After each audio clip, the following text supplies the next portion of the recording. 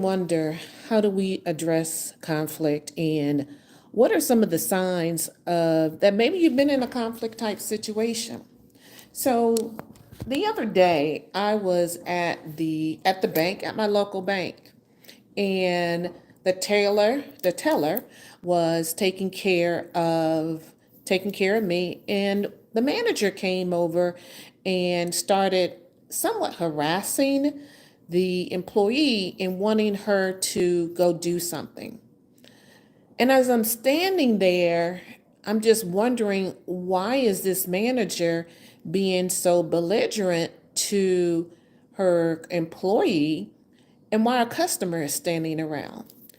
So, me being who I am, Dr. Tanja Thompson, conflict resolution practitioner, how can I not address the issue because of what I do on a regular basis?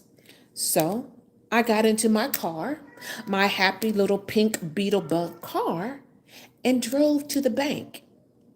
And I asked to speak to the manager because I was really feeling some kind of way. I was feeling that the manager was unprofessional, that it was not a good look for customer service, and I even kind of felt a little disrespected.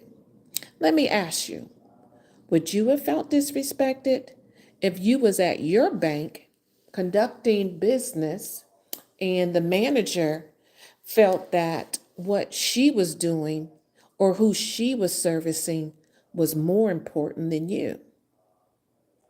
And I thought about that. And I thought about how, as women, that sometimes we are afraid to address the issues. A lot of times we don't know how to address the issues. That's why I felt that it was very important that I go back to the bank today and address the issue. Now, the manager, when I got there, was taking care of another customer. So I went to the teller and I asked her, and I said, um, I was in here yesterday and the manager needed your attention, and she was very rude and disruptive. And she said, "Yes, Miss Thompson, I remember that." And I said, "Well, when I was out jogging this morning, I thought about it. I thought about how it really disturbed me that this manager of a nice sized bank would interrupt you while you are taking care of a customer." And I also said that and then to come to find out that the person that was taking care of me was actually the assistant manager. And I said, you know, because you are assistant manager, which I didn't know at the time, that how about if you would have made a mistake? How about that manager pulling you away or asking you all these questions while you're taking care of a customer? How about if you have made a mistake? And she's like, "Yes." And she was like, "I'm sorry, Miss Thompson. I'm sorry." I said, it's no need, it's okay. It's no need to be sorry, but we really need to address the issues. So you asked me, how do you address conflict? One of the ways, and maybe better yet, we try to tell you of things that you need to do. What about learning things that we don't, or things that we shouldn't do? One of the things that we shouldn't do, and that is to raise our voice. And of course, that is a case by case basis. But I came in, I was very soft spoken, I was very quiet, because I didn't want to make a scene, because that would have been unprofessional. And then, two, who would have really been in the wrong? Another thing I thought about is that, as I mentioned earlier, you don't make a scene. But one of the important things is choosing your words. Choosing your words of what you want to say. Because, like my sister Cindy has said, one thing for sure and another thing for certain, conflict is inevitable. It will happen at any time, at any place, and any day of the week. I just wonder sometimes, how many conflict situations are we involved in every single day of our life? But then, two, how do we deal with these issues? I see it every day that I am at work because people call me because they have conflict situations or they feeling some kind of way about what someone has said, as well as how someone has treated them and how they have acted.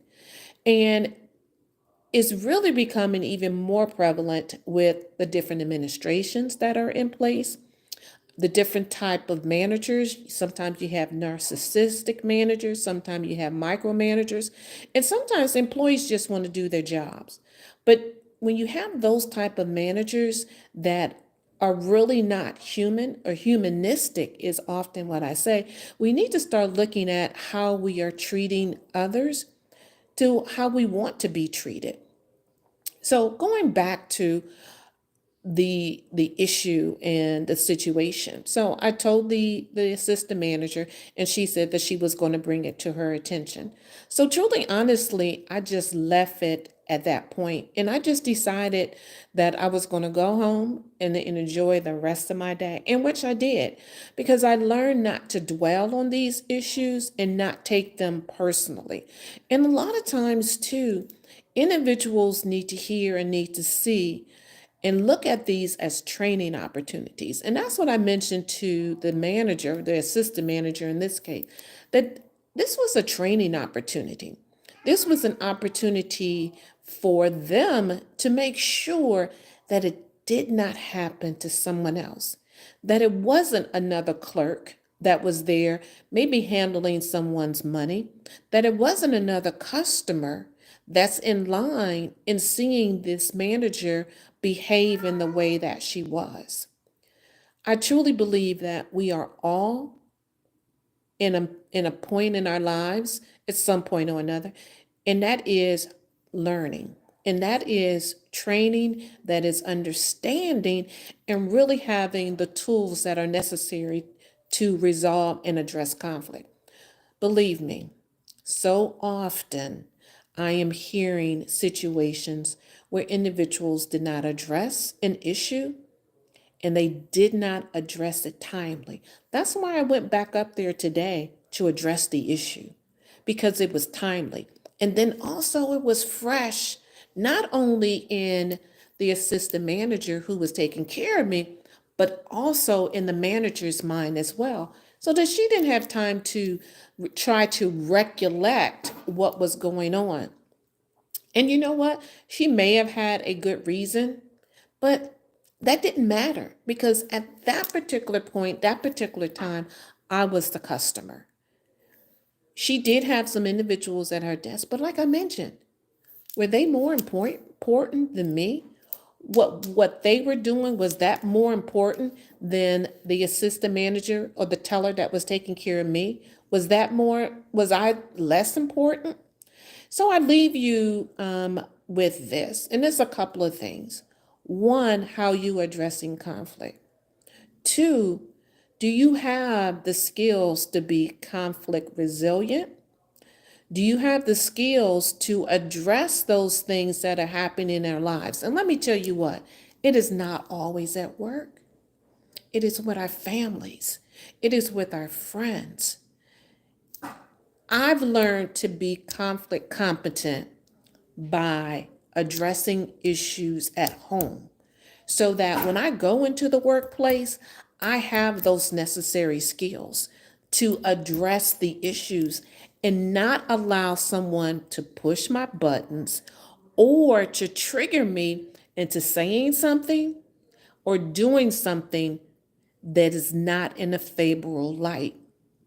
How many times have someone said something to you and then just to find out that it wasn't really about you?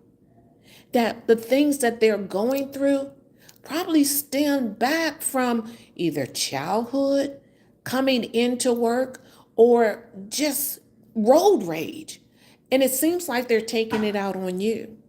And sometimes we just need to address the elephant in the room and not always feel that what people are going through, that it's about you. People, you're not that important, to be perfectly honest. And another thing that I've learned, And that is the words that I use, and a couple of them to address an issue, or sometimes to just be freaking quiet, whatever, and okay. Or just to put my hand over my mouth and just look. Because you do not always have to respond when someone says something. Because you know what? Let me tell you a secret. As soon as you open up your mouth to address the issue, and a lot of times you want to meet that negativity with that negativity, they already have your number. They already know that you're mad at them.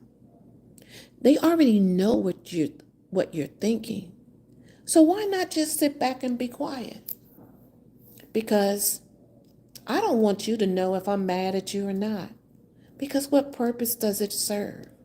I'm truly, honestly, right now in my life, all I want is peace and tranquility.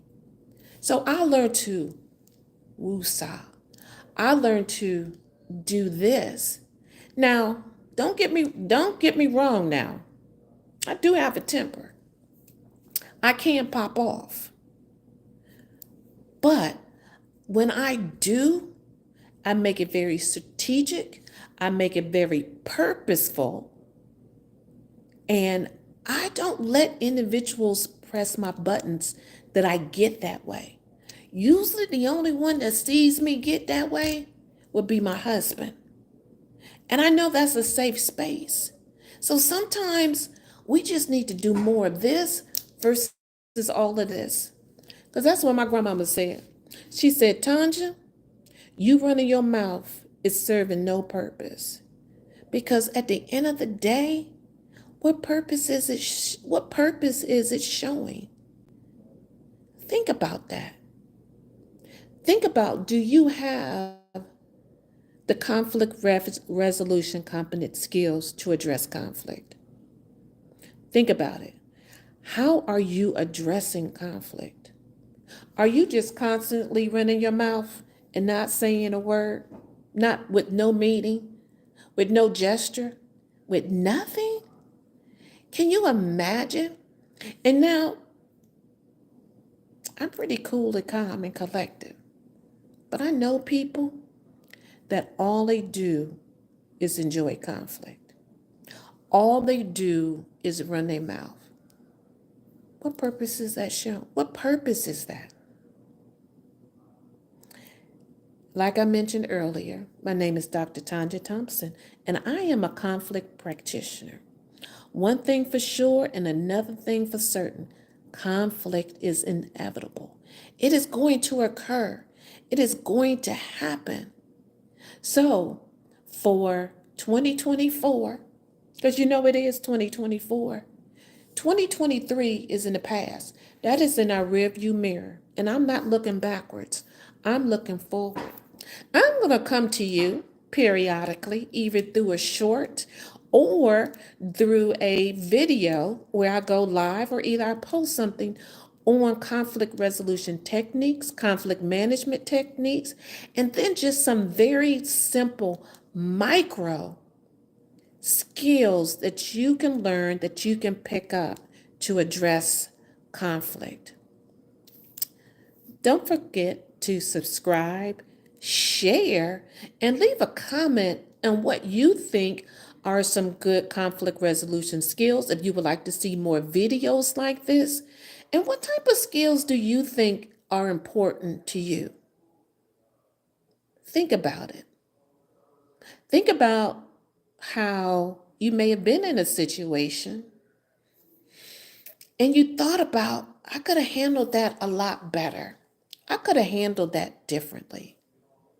So think about your issues. Think about how you want to transform yourself to be more conflict competent.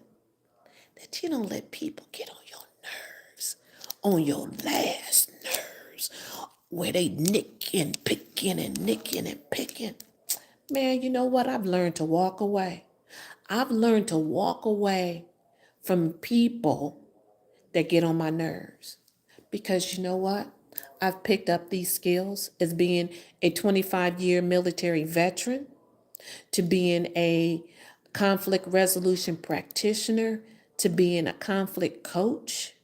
Yes, all of these skills, all of these things have helped me be able to transform to be conflict competent. Again, thank you so very much for joining me. My name is Dr. Tanja Thompson, and I am your conflict resolution practitioner. One thing for sure and another thing for certain, conflict is inevitable.